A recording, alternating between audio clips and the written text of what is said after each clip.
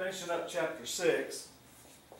Finishing chapter 6 is coordinate proof with quadrilaterals. Don't know if you remember, we started triangles, ended triangles, the very beginning of triangles. We did coordinate proofs in which we did not have numbers for the x and the y coordinates of the vertices, but we had algebraic expressions, variables, and then we had to figure out where the vertices would be for different kinds of triangles like equilateral, isosceles, right isosceles triangles, and that sort of thing. So what we're doing here is we're doing the very same thing, except we're doing it for the quadrilaterals that we have been studying. Now, it's not tremendously difficult, but you do have to get out of your comfort zone and begin to look at this thing just a little bit different. There's not numbers. But it's time for you to start looking at things algebraically anyway. Why? Because the real world, in order to create algorithms, okay, when you're doing systems analysis, you're looking at how things really work. You need to generalize those systems and create algorithms that are expressed in terms of variables algebraically so that they work for multiple situations. And that's what we're looking at. So what we're going to do is we have 4 examples here that we're going to do, sample problems that we're going to do, and we're going to determine what the missing coordinates of the vertices are by looking at what we've been given and seeing what we can do here. First situation is a rectangle in which we've been given rectangle A, D, C, U. Well, A is on the origin, so that one's easy. D is on the y-axis, so the x is 0, and we're given that the height, the y, is A. We're not given C, so that's what we need to determine, but we are given U, and it is on the x-axis, and the x distance is C, and the y distance is 0. So what we need to do is we need to find out here where C is in terms of what we've been given. Now, first let's take the x. How far away from the y-axis is C? Well, let me see. It's a rectangle. This has to be a right angle, and this has to be a right angle. Therefore, CU has to be parallel with AD. Therefore, C has to be the same distance from the y-axis as U is. Okay? So, how far is U from the y-axis? Well, it's C. So this right here is going to be C. Now what we need to do is find out how far away from the x-axis is C.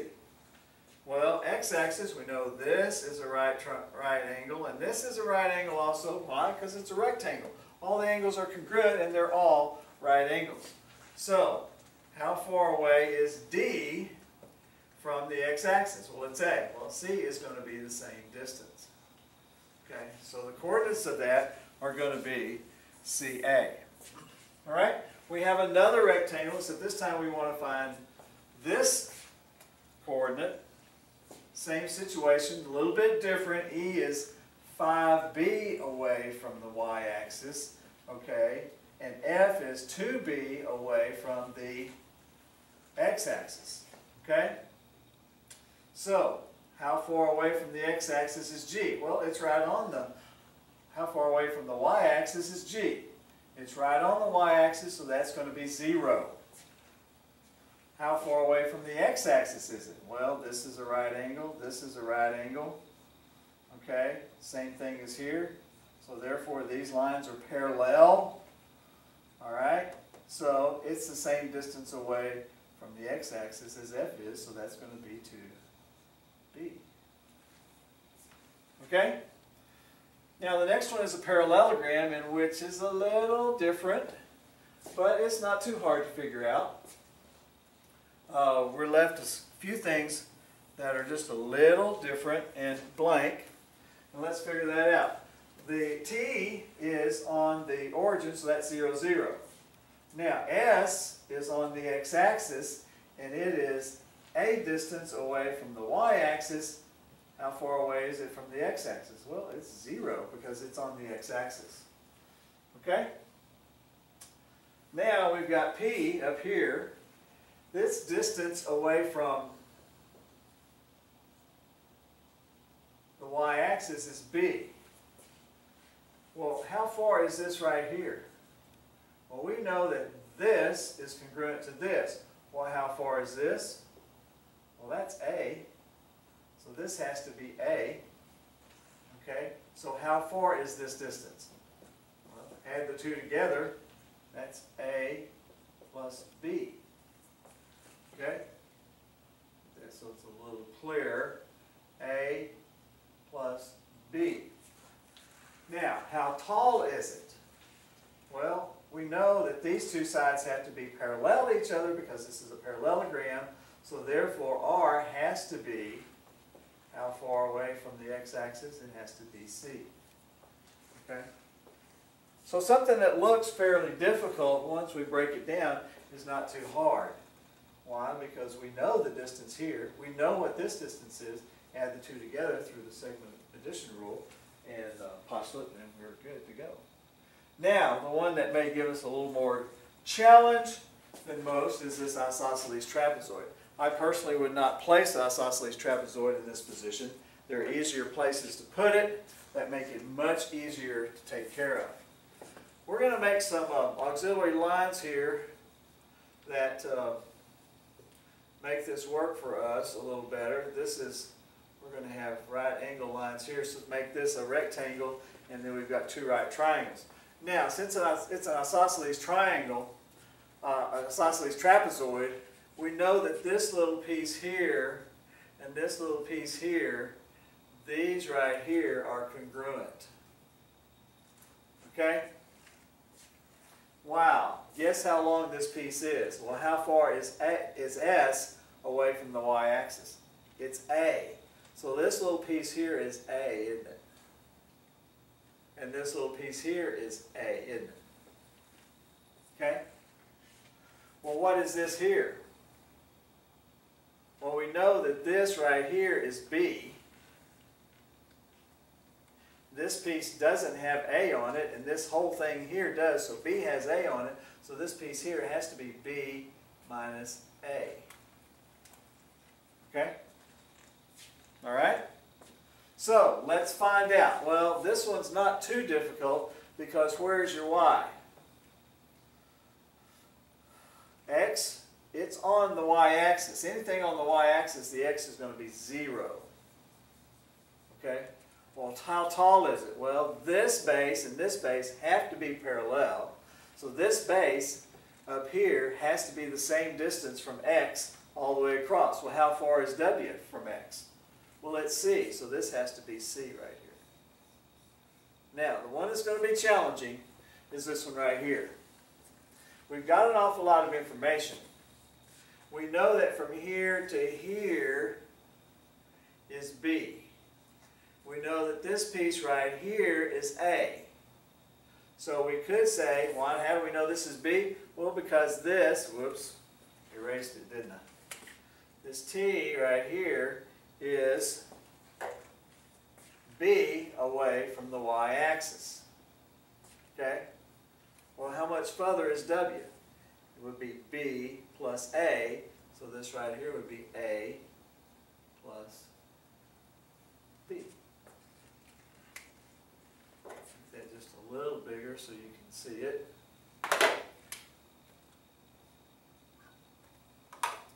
No, not B plus A. We're going to do this right. A plus B. And then the Y coordinate is C. Okay?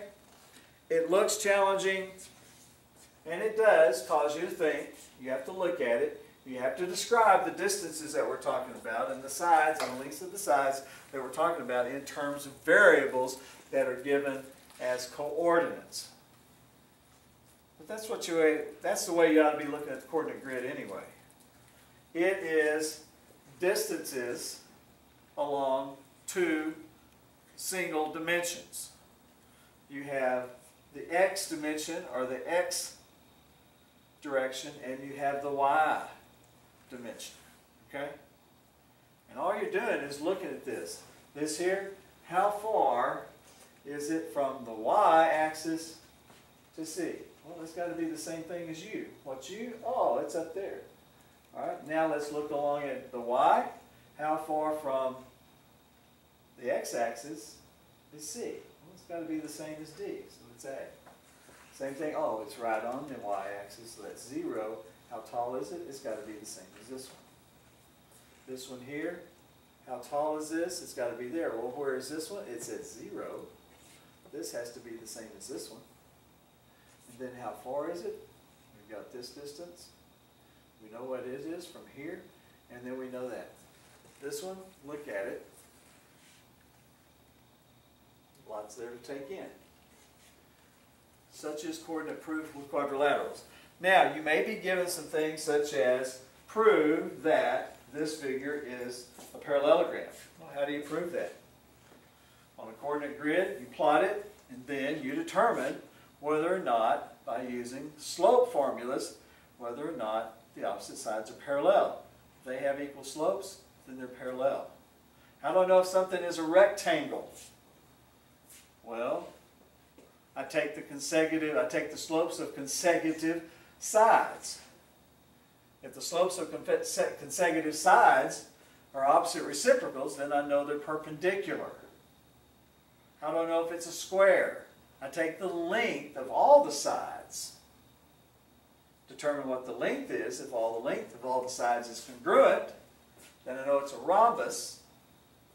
And if the slopes of all the consecutive sides are opposite reciprocals, then every one of those angles is a 90 degree, and I know I've got all angles congruent, all sides congruent, then you've got a square. Okay? So, we're using everything we've learned from the very beginning. Distance formula. How do I know where the midpoint of the diagonals is? Midpoint formula. Between the points that it connects. Okay, so we're using everything. Midpoint formula, distance formula, slope formulas, on, and we're using those to prove what a figure is on the coordinate plane. That's chapter 6, quadrilaterals.